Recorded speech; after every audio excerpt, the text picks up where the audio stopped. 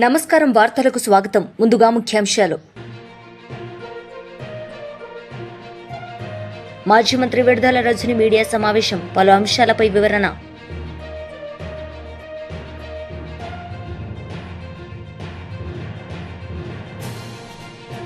ఈసారైనా విభజన హామీలపై స్పష్టత ఇస్తారా లేదా అని ప్రశ్నించిన వైఎస్ షర్మిల. మాజీ మంత్రి విడుదల రజని మీడియా సమావేశం నిర్వహించారు. ఈ సందర్భంగా పలు అంశాలపై ఆమె మాట్లాడారు. ఈ సంవత్సర కాలంగా అనేక కార్యక్రమాల్లో భాగంగా జగన్మోహన్ రెడ్డి గారు రాష్ట్రంలో అనేక డిస్ట్రిక్ట్స్కి రకరకాల కార్యక్రమాలలో భాగంగా టూర్ చేయడం జరుగుతూ ఉంది. మొన్న పల్నాడులో సత్తెనపల్లి నియోజకవర్గానికి సంబంధించి జగన్మోహన్ రెడ్డి గారు యొక్క రాక ఒక ప్రత్యేక పరిస్థితుల్లో ఒక ప్రత్యేకమైనటువంటి టూర్గా మనం చూడాల్సినటువంటి అవసరం ఉంది. ఎందుకంటే రిజల్ట్స్ వచ్చిన ఎంబటే నాగమల్లేశ్వరరావు అనేటువంటి ఒక మా పార్టీకి సంబంధించినటువంటి ఉప సర్పంచ్, అతన్ని పోలీసుల యొక్క హరాస్మెంట్, తీవ్రమైన పోలీసుల యొక్క హ్యూమిలియేషన్, అంటే వాళ్ళు అన్నటువంటి మాటలు, పోలీసులు వేధించినటువంటి తీరుని భరించలేక తట్టుకోలేక తను ఆత్మహత్య చేసుకోవటం, తను చనిపోవడం జరిగింది.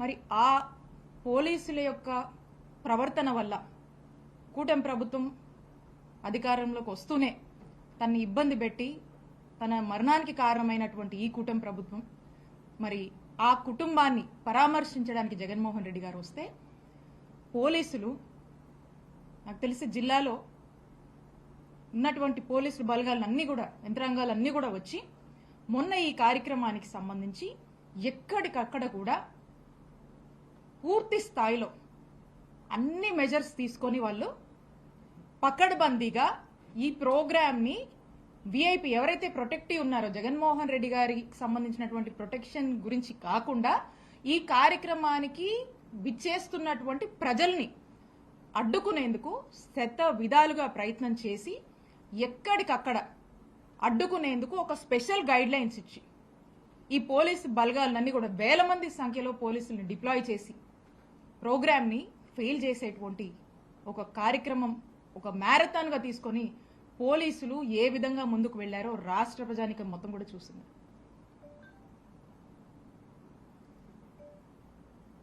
ఒక 100 మందితోనే ఈ ప్రోగ్రాం చెయ్యాలని, ఎక్కడి నుంచి జనం వస్తున్నా కూడా వాళ్ళందరినీ ఆపేందుకు ఎంతగా దిగజారి ప్రయత్నాలు పోలీసు వారు చేశారంటే, ఉన్నటువంటి ట్రావెల్ ఏజెన్సీస్ ఫోన్ చేసి మీరు కార్లు ఇవ్వద్దు, జనాన్ని తోలడానికి గనక మీరు ఏమన్నా కార్లు గనక ఏదైనా వెహికల్స్ గనక ఇస్తే వాటి మీద కేసు పెడతాం, ఆ వెహికల్స్ అన్ని కూడా సీజ్ చేస్తామని వార్నింగ్స్ ఇవ్వటం. ఆటో యూనియన్లకు ఫోన్ చేసి మీరు గనక మీ ఆటోలు గనక ప్రొవైడ్ చేస్తే వాళ్ళందరినీ కూడా, ఆ ఆటో యూనియన్కి సంబంధించి ఆటోలన్నింటినీ కూడా సీజ్ చేస్తామని చెప్పటము. అలాగే పెట్రోల్ బంక్స్ని కూడా ఓపెన్ పెడితే ఎక్కడ జనము అధిక సంఖ్యలో బైక్స్లో మరి తరలి వస్తారేమో అని చెప్పేసి పెట్రోల్ బంక్స్ని కూడా మూసివేయటము. అలా అవకాశం ఉన్న ప్రతి చోట కూడా అవకాశం ఉన్నటువంటి తీసుకొని ప్రజల్ని ఈ కార్యక్రమానికి దూరం చేసేందుకు చేయనటువంటి ప్రయత్నం అంటూ ఏదీ లేదు. అయినప్పటికీ కూడా ఎంతో పెద్ద ఎత్తున తండోపతండాలుగా జనం వచ్చి, ఇంత పెద్ద ఎత్తున జగన్మోహన్ రెడ్డి గారికి స్వచ్ఛందంగా జనం వచ్చి, ఎక్కడా కూడా మా పల్నాడు జిల్లాలో ఎక్కడ ఏ ఇన్ఛార్జ్ కూడా ఎవ్వరం కూడా ఒక కార్లు పెట్టడం కానీ, జనం మొబిలైజేషన్కి సంబంధించి వాళ్ళకు ఒక ఆయిల్ ప్రొవైడ్ చేయడం కానీ, వాళ్ళకి ఏదైనా ఆటోలో లేకపోతే other means of transport provide చేయడం కానీ ఎక్కడ కూడా జరగలేదు.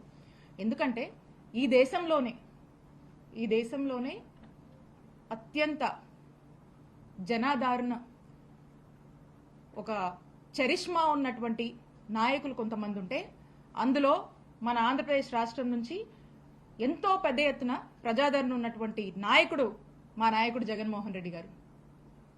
జగన్మోహన్ రెడ్డి గారు అంటేనే జనం. జగనన్న అంటే he's the man of masses. Jagananna he's the crowd puller. Jagananna అంటే హెస్ ద పీపుల్స్ పర్సన్. మరి ఇంత చరిష్మా ఉండి, ఇంత ప్రేమాభిమానాలు, జనాదరణ ఉన్నటువంటి ఒక గొప్ప నాయకుడు జగన్మోహన్ రెడ్డి గారు చాలా అరుదుగా చూస్తుంటాం మనం. అలాంటి ఒక గొప్ప నాయకుడు, అలాంటి ఒక చరిష్మా ఉన్నటువంటి నాయకుడు వస్తే జనాన్ని మనం తోలాల్సిన పని లేదు. జనానికి జస్ట్ ప్రోగ్రామ్ ఇది, ఇక్కడికి విచ్చేస్తున్నారు అనే ఒక జస్ట్ ఆ ఇన్ఫర్మేషన్ ఉంటే చాలు, స్పాంటానియస్ గా, న్యాచురల్ గా, తండోపతండాలుగా ఎంతో మంది జనం తరలి వచ్చి ఆయన్ని చూసి వెళ్దాం, దగ్గరగా చూసి వెళ్దాం అని వచ్చేటువంటి ప్రజలు మరి ఇదే రకంగా సత్తెనపల్లిలో కూడా అంత పెద్ద ఎత్తున జనం వాళ్ళ యొక్క ప్రేమాభిమానాలతో వచ్చి ఈ ప్రోగ్రామ్ ని పెద్ద సక్సెస్ చేశారు. Not even caring any of the restrictions of the పోలీసులు ఆ ముందులో చూసాం మనం, మాతో సహా మండల స్థాయి నాయకులు, గ్రామ స్థాయి నాయకుల వరకు కూడా కంటిన్యూస్ గా నోటీసులు ఇస్తూ, బెదరగొడుతూ, భయపెడుతూ, రేపు వస్తే కేసులు కడతారేమో, రేపు ఏం జరుగుతుందో అనేటువంటి ఒక కన్ఫ్యూజన్ లో పెట్టి, ప్రోగ్రామ్ అసలు ఉందా లేదా అనేటువంటి ఒక కన్ఫ్యూజన్ ఇంకొక దశలో క్రియేట్ చేసి ఎంత అడ్డం పడ్డారో ఆ అడ్డాలన్నీ కూడా తొలగించుకొని చుట్టూరా ఎక్కడ పడితే అక్కడ బార్కేడింగ్స్ పెట్టారు. ఆ బార్కేడ్లు కూడా లెక్క చేయకుండా పొలాల్లోంచి చూసారు, చాలా మంది విజువల్స్ సోషల్ మీడియాలో కానీ చాలా మందికి కూడా తెలుసు, పొలాల్లోంచి ఎక్కడ దారి లేకపోయినా ఏదో ఒక దారి వాళ్ళు చూసుకొని న్యాచురల్, కనీసం ఆ ప్రోగ్రామ్ లో మంచి నీళ్లు కూడా లేనటువంటి పరిస్థితులు, ఏ షాప్ కూడా ఓపెన్ చేయండి. మాజీ ఎమ్మెల్యే జీవన్ రెడ్డి మీడియా సమావేశం నిర్వహించారు. ఈ సందర్భంగా పలు అంశాలపై ఆయన మాట్లాడారు. ఉన్నాడు ఈ రేవంత్ రెడ్డి కాబట్టి వారి యొక్క స్కాములన్నీ వివరంగా చెప్తాం, ఒక 2 నిమిషాలు ఓపికగా వినాలి. ఏ ఫర్ కాంగ్రెస్ చరిత్ర అంటే ఏ ఫర్ అన్ముల బ్రదర్స్ స్కాములు, బి ఫర్ బస్సుల స్కాము, 4000 బస్సులు కొన్నారు, సి అంటే కరప్షన్, కమిషన్లు, కలెక్షన్లు, మక్కల స్కామ్ కూడా దీంట్లో ఉన్నది. మెల్లగా దీనికి ఒకటే రోజు మనం 26 స్కాముల గురించి చెప్పలేం కాబట్టి మెల్లగా చెప్తాం. ఇది అంతం కాదు, ఆరంభం మాత్రమే. ఈ రోజు ఒక స్కామ్ మీద ఒక 10,000 కోట్ల స్కామ్ గురించి చెప్తాము. దానికి ముందు ఈ అంటే ఎంప్లాయీ రిక్రూట్మెంట్ స్కామ్లు, ఎఫ్ ఫర్ ఫార్మా భూదందాలు, 4th సిటీ స్కామ్లు, D for documentary forger scams, ఢిల్లీకి డబ్బులు పంపుడు విలేకరులందరికీ తెలుసు. ఎఫ్ అంటే ఫయూమ్ ఖురేషి అక్రమాలు, సీఎంకు నమ్మిన బంట ఒక ఆయన ఉంటాడు ఫయూమ్ అని, ఆయన ఏడా ఉంటాడంటే 1000 కోట్ల పైన దందా ఏడని ఉండని ఆడ ఎంటర్ అవుతాడు ఆ స్కామ్లల్లో. సెంటర్ ఏదైనా ఎంటర్ మీడియేటర్ అన్నట్టు, పవర్ బ్రోకర్. ఈ రంజిత్ రెడ్డికి ఈ రేవంత్ రెడ్డికి మధ్యలో బ్రోకర్. చెప్పినా కదా ఎఫ్ దాకా వచ్చింది. ఎఫ్ అంటే ఫయూమ్ ఖురేషి యొక్క అక్రమాలు, స్కామ్లు, అది వరుస పెట్టి ఉంటాయి, ఎపిసోడ్ 1, 2, 3 అవన్నీ వస్తాయి దాని వెనుక. జీ అంటే గ్రెయిన్ స్కామ్. హెచ్ అయితే మీకు తెలుసు ఇక హైడ్రా క్లియరెన్స్, ఎవడన్నా పాత బకాయిలు చెల్లించాలా, ఢిల్లీకి మూటలు పోవాలా, నిన్న బర్త్డే గిఫ్ట్ ఇచ్చి రావాలా ముఖ్యమంత్రి అంటే హైడ్రా క్లియరెన్స్ కావాలా, అది హైడ్రా స్కామ్. హైడ్రా ఎందుకు వచ్చింది, ఏడగుల కొడుతురు, స్వయంగా ఎమ్మెల్యేలు కూడా హైకోర్టులో పిల్ రిట్ చేయాల్సిన అవసరం ఏర్పడ్డది వాళ్ళకి. కాబట్టి ఈ హైడ్రా కలెక్షన్ స్కామ్, హెలికాప్టర్ టూర్లు, హైడ్రా క్లియరెన్స్. హెచ్ అంటే, ఐ అంటే ఇందిరమ్మ ఇండ్లు, సత్యనామ పేరు మీద కూడా స్కాములు చేస్తున్నారు. ఏ లీడర్ అడిగియాల 50,000 30,000 లేనిది ఇండ్లు ఇస్తలేదు, అది ఇందిరమ్మ ఇండ్ల కుంభకోణం. జే అంటే జలయజ్ఞం పేరుతో ధనయజ్ఞం, మంత్రులు అధికారులు జైళ్ల పాలయ్యారు ఈ స్కామ్లు. కే అంటే అదిగా వాల్మీకి కర్ణాటక కోఆపరేటివ్ స్కామ్ ద్వారా రేవంత్ రెడ్డి అకౌంట్లోకి 45 కోట్లు వచ్చినాయి అఫీషియల్గా ఎంపీ ఎలక్షన్లా, అదొక స్కామ్. ఎల్ అంటే లియోనియా రిసార్ట్ స్కామ్, 10,000 కోట్లది, ఇది అతిపెద్ద స్కామ్, వైట్ కాలర్ క్రైమ్. దాని గురించి ఇప్పుడు మీకు చెప్పబోతా, విత్ డాక్యుమెంట్స్ ఎవిడెన్స్ ప్రూఫ్తో అది ఉంది. ఏమైంది, ఎంత అయింది, ఎంతకు వచ్చింది, దాంట్లో మాజీ ఎంపీ రంజిత్ రెడ్డి ఏమున్నాడు, ముఖ్యమంత్రి బ్రదర్స్ ఏమున్నారు, పవర్ బ్రోకర్ ఇటీవల ఫేమస్ అయిన అందాల పోటీలో ఫేమస్ అయినటువంటి మన ఫయూమ్ ఖురేషి ఉన్నాడు దాంట్లో, దాన్ని వివరంగా చెప్తా. ఎం అంటే మైనింగ్ మాఫియా, 4,500 క్రషర్లు. మనం అప్పట్లో ఐఎన్సీసీ భూమిలో బొగ్గు కుంభకోణం. ఇప్పుడు ఈ భూమిలో తెలంగాణలో ఏంటంటే మట్టిని, నల్లమట్టి ఆర్మూర్ల ఒక 50,000 టిప్పర్లు అమ్ముకున్నారు, 4,500 క్రషర్లు, ఇసుక దందాలు, ఎక్కడికక్కడ ఎమ్మెల్యేలు ఎక్కడికక్కడ కాంగ్రెస్ వాళ్ళు పంచుకుంటారు, అది మైనింగ్ మాఫియా స్కామ్. ఇక నేషనల్ హెరాల్డ్ స్కామ్ అయితే మనం స్వయంగా మన ముఖ్యమంత్రి రేవంత్ రెడ్డి గారే వారు A3 ఉన్నారు దాంట్లో, అది మీ మీడియా మిత్రులకు ప్రత్యేకంగా చెప్పాల్సిన అవసరం లేదు. ఆఫర్ స్కామ్లు, ఆన్లైన్ బెట్టింగ్లు, ఓ అంటే ఆఫర్ స్కామ్లు, ఆన్లైన్ బెట్టింగ్ మన దాకా రావు, అవి అక్కడిదక్కడనే ముఖ్యమంత్రి ఆఫీస్లో ఈ మధ్యవర్తులతో సెట్టింగ్ అవుతూ ఉంటాయి. ఈస్ట్ వెస్ట్ నార్త్ సౌత్ లెక్క 4 అడ్వైజర్లు ఉన్నారు, 4 మోసగాళ్ళకే మోసగాళ్ళు అన్నట్టు. వాళ్ళకి కూడా వరుస పెట్టి చెప్తాం. P paddy scam pharma scam, P for paddy scam pharma scam, Q క్వారీల scam granite and sand, R for rice and Rohini minerals. ఈ రైస్ అండ్ రోహిణి మినరల్స్ లో ఇప్పుడు రంజిత్ రెడ్డి ఆయన గురించి కూడా వరుస పెట్టి స్కామ్లు ఉన్నాయి. ఈ పార్టీ నుంచి ఆ పార్టీకి ఓనికే మొదట 500 కోట్లతో పోయిండు. ఈ మధ్య మీడియాలో కూడా బాగా తిరుగుతూ ఉన్నది. 450 కోట్ల డీలు మధ్య. ఈసారైనా విభజన హామీలపై స్పష్టత ఇస్తారా లేదా అని వైఎస్ షర్మిల ప్రశ్నించారు.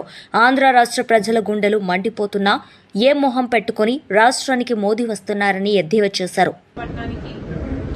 ప్రతిసారి ఆంధ్ర రాష్ట్రానికైనా విశాఖపట్నానికైనా వస్తున్నారు, పోతున్నారు. మీ భద్రత మీకు ఉంటుంది కాబట్టి, మీ ముందుకొచ్చి ఎవరు ప్రశ్నించే లిబర్టీ లేదు కాబట్టి, ఆ స్వతంత్రం ఈ దేశంలో లేదు కాబట్టి ప్రధానిని ఎవరు ప్రశ్నించలేకపోతున్నారు. కానీ ఆంధ్ర రాష్ట్ర ప్రజల గుండెలు మండిపోతున్నారు. ఏ ముఖం పెట్టుకుని మోడీ గారు మళ్ళీ మళ్ళీ వస్తున్నారు మన రాష్ట్రానికి అని కాంగ్రెస్ పార్టీ ప్రశ్నిస్తుంది.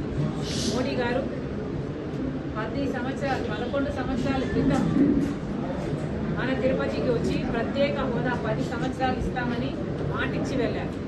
ఇప్పటికి 11 సంవత్సరాలు అయిపోయింది. ఇంతవరకు ప్రత్యేక హోదా ఊసేలేదు. ప్రత్యేక హోదా ఇవ్వబోము అని కూడా నిస్సిగ్గుగా చెప్తున్నారు. అంటే మీ మాట మీద మీకెంత గౌరవం ఉందో ప్రజలు చూస్తున్నారు. ప్రత్యేక హోదా అన్నది విభజన హక్కు. ఆంధ్ర రాష్ట్రం విడిపోయినప్పుడు ఆంధ్ర రాష్ట్రం ఎంతగా కోల్పోయిందో ప్రజలందరికీ తెలుసు. ఆంధ్ర రాష్ట్ర ప్రజలకు ముఖ్యంగా తెలుసు.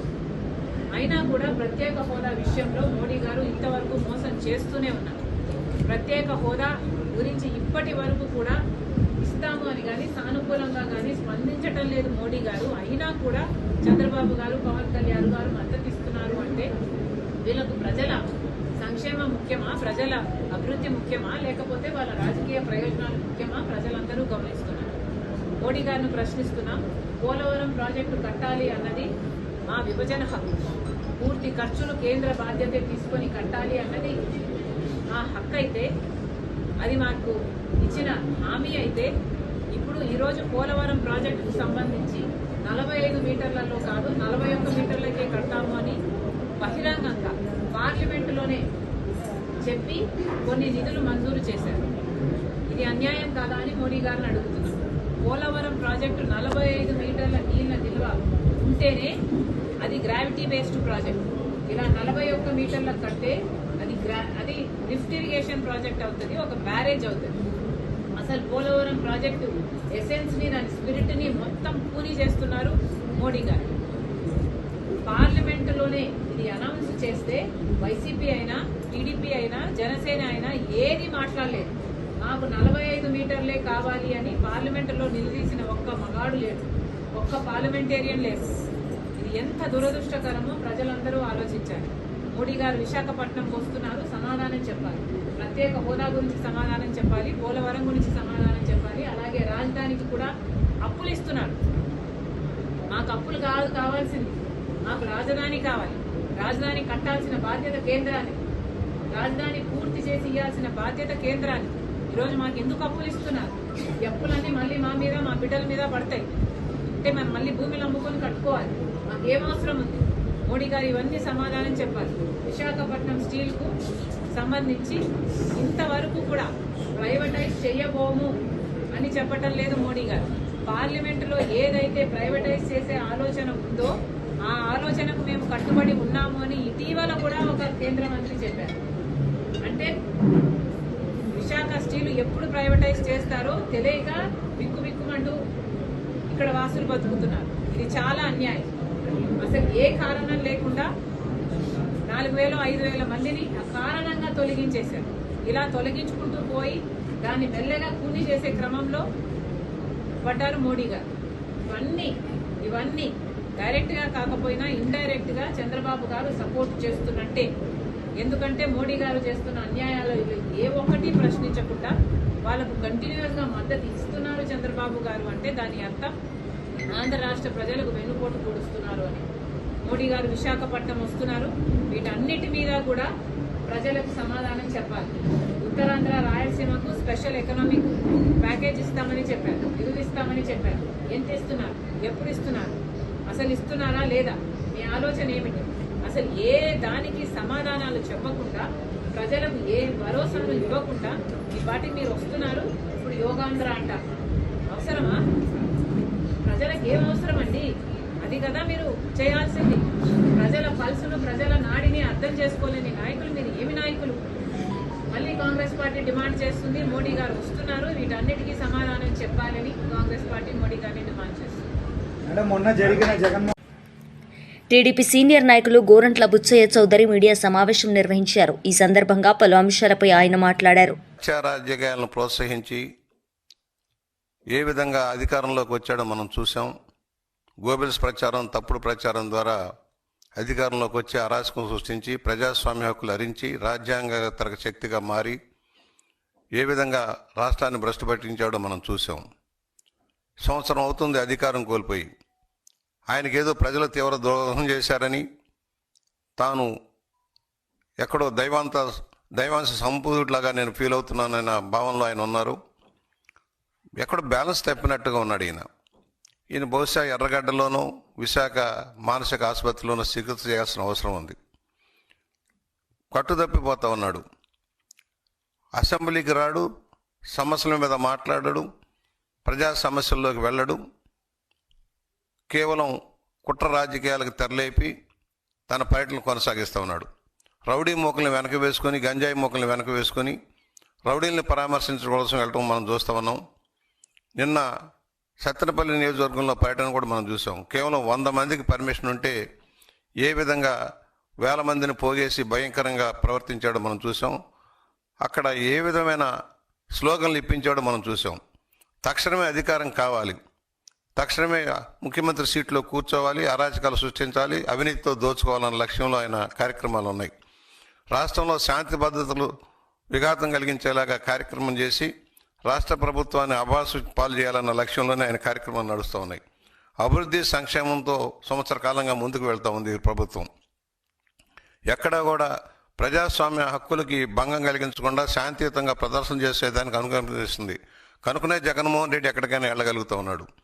ఇవాళ ఎక్కడికి వెళ్ళినా అరాచకం, ఆటవికం విధానం, పోలీసుల మీద దాష్టీకం, ప్రజల మీద దాష్టీకం. నిన్న జరిగిన పర్యటనలో 2 మరణిస్తే కనీసం వాళ్ళని పరామర్శించడానికి కూడా వెళ్ళాల. ఎవరు? ఈ నాగమల్లేశ్వరరావు. నువ్వు గెలుస్తావని బెట్టింగ్ కాసి ఆయన అప్పులు తీర్చలేక, బెట్టింగ్ డబ్బులు ఇవ్వలేక ఆత్మహత్య చేసుకుంటే దానికి సంవత్సరం తర్వాత పరామర్శకు వెళ్తావా? సంవత్సరం కిందట వెళ్ళలేకపోయావా? తెలుగుదేశం ప్రభుత్వం రాకముందు జరిగిన సంఘటన తీసుకొచ్చి తెలుగుదేశం వల్ల చచ్చిపోయాడని చెప్పే దౌర్భాగ్య స్థితిలో నువ్వు ఉన్నావంటే, ఎక్కడైనా రైతులు కానీ ఎవరైనా పొరపాటున ఆత్మహత్య చేసుకుంటే దాన్ని అంతా కూడా ప్రభుత్వానికి పంపుతూ ఉన్నావు. అది ప్రభుత్వం చేసే హత్యలుగా చిత్రీకరిస్తూ ఉన్నావు. నీ సొంత బాబాయిని హత్య చేయించి ఆ నేరాన్ని మాఫీ చేసుకోవడం కోసం నువ్వు పడుతున్న తిప్పలన్నీ మనం చూస్తూ ఉన్నాం. పరిటాల రవి హత్య దగ్గర నుంచి అనేక హత్యల్లో సంబంధం ఉన్న నీకు ప్రజాస్వామ్యాన్ని గురించి మాట్లాడే హక్కు లేదు. నిన్నేమంటావు నువ్వు? గంగమ్మ జాతరలో పొట్టేళ్ళు తరలనుకున్నట్టు నరుకుతాం అని చెబితే అది తప్పే ఉందని అంటున్నావు. ప్రజాస్వామ్యానికి విఘాతం కలిగిస్తూ, అక్రమ విధానాలు తప్పుడు ప్రోత్సాహం చేస్తూ నక్సలైట్లుగా మార్పుని చెబుతున్న నీకు ప్రజాస్వామ్యవాదులకి భంగం కలిగించే విధానంలో నువ్వు వెళ్తున్నావు. నీకు తగిన గుణపాఠం చెప్పాల్సిన పరిస్థితి ఆసన్నమైందని మనం చేస్తూ ఉన్నాం. ఆ దోపిడీ డబ్బుతో విచ్చలవిడిగా ఖర్చు పెట్టి న్యాయ వ్యవస్థను కూడా దెబ్బతీసేలాగా కార్యక్రమాలు చేసిన విధానాన్ని మేము మర్చిపోలేదు. ఇవాళ నువ్వు ఎక్కడికి వెళ్ళినా ఏదో ఒక అలజడి సృష్టించడం. నువ్వు అనంతపూర్ వెళ్ళినా, రాప్తాడు వెళ్ళినా, తెనాలి వెళ్ళినా ప్రతి చోట నువ్వు చేసే అరాచకం. పొగాకు రైతుల పరామర్శతో వెళ్ళావు. నేను అడుగుతాను, నువ్వేం చేసావు రైతులకి? 5 సంవత్సరాల్లో రైతు సంక్షేమం పట్టించుకున్నావా? నీటిపారుదల రంగాన్ని అభివృద్ధి చేసావా? 10 లక్షల కోట్లు అప్పు తెచ్చిన నువ్వు దోచుకున్నావే కానీ ఏం చేసావని రైతులను ఎక్కడ ఆదుకున్నావు? పంటలకు గిట్టుబాటు ధర ఇప్పించావా? కొన్న ధాన్యానికి డబ్బులు ఇప్పించావా? ఏమీ లేదు కదా. సంక్షేమం ముసుగులో దోపిడీ చేసావు. కనీసం దళితులకి, బలహీన వర్గాలకి, మైనార్టీలు అనేక వర్గాలకి ఇస్తున్న సెల్ఫ్ ఫైనాన్స్ స్కీములన్నా ఇంప్లిమెంట్ చేసావా? నువ్వు అన్ని రంగాలని భ్రష్టు పట్టించావు. ఇవాళ అర్జెంటుగా అధికారంలోకి రావడం కోసం నీ రౌడీ మోకల్ని ఎంటేసుకొని కార్యక్రమాలు చేస్తూ కేంద్ర మంత్రి కిషన్ రెడ్డి మీడియాతో నవ్వుతూ నిర్వహించారు. ఈ సందర్భంగా పలు అంశాలపై ఆయన మాట్లాడారు. సిబ్బంది యొక్క ఫోన్ కూడా ట్యాప్ చేయడం జరిగింది. ఈరోజు భారతీయ జనతా పార్టీ నాయకుల ఫోన్లు ట్యాప్ చేయడం జరిగింది. భారతీయ జనతా పార్టీ కార్యాలయంలో పనిచేసేటువంటి సోషల్ మీడియా టీం యొక్క ఫోన్ నెంబర్స్ కూడా ట్యాప్ చేయడం జరిగింది. ఈ ప్రభుత్వము హైకోర్టులో చెప్పినట్టు హైకోర్టు యొక్క జడ్జీల ఫోన్లు, వ్యాపారస్తుల ఫోన్లు, సినిమా నటుల ఫోన్లు, ప్రతిపక్ష పార్టీల నాయకులు కార్యకర్తల ఫోన్లు, ఎన్నికైనటువంటి ప్రజాప్రతినిధుల ఫోన్లు కూడా అప్పటి బీఆర్ఎస్ ప్రభుత్వం ట్యాప్ చేస్తే ఇప్పటి వరకు కాంగ్రెస్ పార్టీ ప్రభుత్వము మరి వ్యవహారం చూస్తూ ఉంటే నేను కొట్టినట్టు చేస్తా, నువ్వు ఏడ్చినట్టు చెయ్యన్నట్లుగా ఈరోజు కాంగ్రెస్ పార్టీ బీఆర్ఎస్ పార్టీ వ్యవహారం ఉంది. రెండు కలిసి నాటకాలు ఆడుతూ ఉన్నారు. ఈరోజు మనకు వస్తున్నటువంటి సమాచారం ప్రకారము కాంగ్రెస్ పార్టీ బీఆర్ఎస్ పార్టీ ఒక అండర్స్టాండింగ్ వచ్చారు. ఈ రాష్ట్రంలో ఏదో రకంగా భారతీయ జనతా పార్టీని అడ్డుకోవాలంటే మరి మనం ఏదో రకంగా నాటకాలు ఆడాలనే విధంగా ఒక అండర్స్టాండింగ్ వచ్చి వాళ్ళు కుట్రలు చేస్తున్న విషయం మనం చూస్తూ ఉన్నాం. ఖచ్చితంగా ఈ రెండు పార్టీల యొక్క నిజస్వరూపం మనం ప్రజల ముందు పెట్టాల్సినటువంటి అవసరం ఉంది. ఏదైతే బీఆర్ఎస్ పార్టీ టైంలో జరిగినటువంటి అవినీతి ఉందో, అక్రమాలు ఉన్నాయో, అధికార దుర్వినియోగం ఉందో, వీటన్నిటిని పట్ల కూడా మనం ఎప్పటికప్పుడు ప్రజల దృష్టి తీసుకెళ్లాల్సిన అవసరం ఉంది. ప్రజలను చైతన్యం చేయాల్సిన అవసరం ఉంది. కాంగ్రెస్ పార్టీ వైఫల్యాలను ఎండగట్టాల్సినటువంటి అవసరం ఉంది. కాంగ్రెస్ పార్టీ 6 గ్యారంటీలు కానీ 420 సబ్ గ్యారంటీస్ కానీ ఎప్పటికప్పుడు అడగాల్సినటువంటి అవసరం ఉంది. ఆ దిశలో మనం కార్యాచరణ ప్రణాళిక రూపొందించుకొని ముందుకెళ్ళాలి. ఇప్పటికే మనము విజయవంతంగా మండల కమిటీలు పూర్తి చేసుకుంటున్నాం. మండల కమిటీలో వచ్చినటువంటి కొత్త నూతన నాయకత్వం పార్టీ సిద్ధాంతాల పట్ల అవగాహన కల్పించి రానున్న రోజుల్లో మన మండల కమిటీలు, జిల్లా కమిటీలు పోరాటాలకు సిద్ధం కావాల్సినటువంటి అవసరం ఉంది. ఉద్యమాలతో ముందుకెళ్లాల్సినటువంటి అవసరం ఉంది. ప్రజల మద్దతు కూడగట్టాల్సినటువంటి అవసరం ఉంది. ఈ యొక్క తెలంగాణ ప్రజల ఆకాంక్షలకు అనుగుణంగా తెలంగాణలో ఒక భారతీయ జనతా పార్టీ ప్రభుత్వం రావాల్సినటువంటి అవసరం ఉంది. ఇది మనం అనడం లేదు. ఈ రాష్ట్రంలో ఎవరిని కలిసినా, ఏ తెలంగాణ ఉద్యమకారుడిని కలిసినా, ఏ తెలంగాణ విద్యావంతుడిని కలిసినా, ఏ తెలంగాణ కళాకారుని కలిసినా, తెలంగాణకు సంబంధించినటువంటి ఏ ప్రభుత్వ అధికారి ఉన్నతాధికారులను కలిసినా కూడా ఒకటే మాట, ఈ రాష్ట్రం రక్షించాలంటే ఈరోజు భారతీయ జనతా పార్టీ రావాలి. లేకపోతే భారతీయ జనతా పార్టీ ఈరోజు మరి ఖచ్చితంగా ముందుకెళ్లాల్సిన. మాజీ మంత్రి శ్రీనివాస్ గౌడ్ మీడియా సమావేశం నిర్వహించారు. ఈ సందర్భంగా పలు అంశాలపై ఆయన మాట్లాడారు. వర్షాలు పడి నదులు ఉప్పొంగి సముద్రంలో కలుస్తున్నాయి, కానీ ఆ నీళ్ళను నింపాలన్నటువంటి ధ్యాస సోయవట్లేదు. ఇలా జూరాల ప్రాజెక్ట్ నుంచి జూరాల కెపాసిటీ యాక్చువల్గా 19 టీఎంసీలో డిజైన్ చేసేది దాన్ని, కానీ దాన్ని కుదించి 9 టీఎంసీల వరకు. 9 టీఎంసీల రిజర్వాయర్ నుంచి ఒక బ్యాలెన్సింగ్ రిజర్వాయర్ నుంచి అన్నా దాని మీద ఆధారపడినటువంటి భీమా ఫేజ్ 1 కానీ, నెట్టెంపాడు కానీ, భీమా ఫేజ్ 2 కానీ, కోయిల్ సాగర్ కానీ, అదేవిధంగా లెఫ్ట్ మెయిన్ కెనాల్ కానీ, జూరాల నుంచి మొదలుకుంటే అక్కడ వనపర్తి వరకు కొత్త నీళ్ళు. వరద వస్తుంది అనగానే గతంలో ఎట్లుండేదంటే ఆలుమట్టి నారాయణపూర్ డ్యామ్ గేట్లు ఎత్తేసి అనగానే వెంటనే మేము అప్రమత్తమై నీళ్ళు వచ్చాగానే ఇక్కడ నుంచి మేము నీళ్ళు తీసుకుపోయేవాళ్ళం. పండుగలాగా చేసుకునే వాళ్ళం మేమందరం కూడా. పూలు జల్లి టెంకాయలు కొట్టి భీమా ఫేజ్ 1కు, భీమా ఫేజ్ 2కు, నెట్టెంపాడుకు, లెఫ్ట్ మెయిన్ కెనాల్కు, అటు సంగంబండ, ఇక్కడ కోయిల్ సాగర్, ఇవన్నీ నింపుకునేవాళ్ళం మేము. కానీ ఈరోజు దురదృష్టం ఏంటంటే, అరే నీళ్ళు వస్తున్నాయి, ఎప్పుడు తిరగలే అంత తొందరగా నీళ్ళు, ఇంత తొందరగా వాటర్ ఎప్పుడు రాలా. మొత్తం ఇస్తే చూస్తే చాలా తక్కువ సమయం, ఇప్పుడు జరిగింది ఒక 50 ఏళ్ళలో చూసుకుంటే. ఈరోజు వర్షాకాలం స్టార్ట్ కాగానే పైన ఎగువలో ఉన్నటువంటి కర్ణాటకలో ఉన్నటువంటి నారాయణపూర్, కర్ణాటకలో ఉన్నటువంటి ఆల్మట్టి ఆ డ్యాములు నిండడం, పైన వర్షాలకు అవి నిండడం, అవి గేట్లు ఎత్తేయడం, మరి జూరాలకు నీళ్ళు రావడం ఒక అదృష్టంగా మేము భావించినాం నీళ్ళు వస్తున్నాయంటే. దానికి ఒక రివ్యూ మీటింగ్ జరుగుతుందేమో అనుకున్నాం. ఇరిగేషన్ మంత్రి గారు రివ్యూ మీటింగ్ పెడతాడేమో. ముఖ్యమంత్రి గారు సొంతం జిల్లాలో ఎప్పుడు లేనట్లు ఇలా 2 కృష్ణా తుంగభద్ర ఉప్పొంగుతూ ఉన్నాయి, నీళ్ళు వస్తున్నాయి, వరదలు వస్తున్నాయి కర్ణాటక నుంచి పైనుంచి. ఆ నీళ్లు వాడతారేమో అనుకుంటే జూరాల కెపాసిటీ ఎంత ఉందో అంత కెపాసిటీ రోజు నీళ్లు వదులుతూ ఉన్నారు.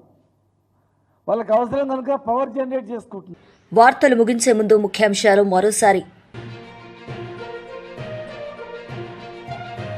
మాజీ మంత్రి విడుదల రజని మీడియా సమావేశం, పలు అంశాలపై వివరణ.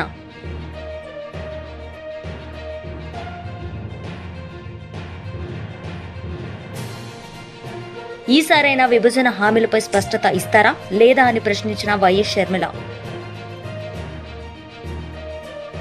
ఈ వార్తలు ఇంతటితో సమాప్తం. తిరిగి ప్రసారమయ్యే వార్తల్లో మళ్ళీ కలుద్దాం. అంతవరకు సెలవు. నమస్తే.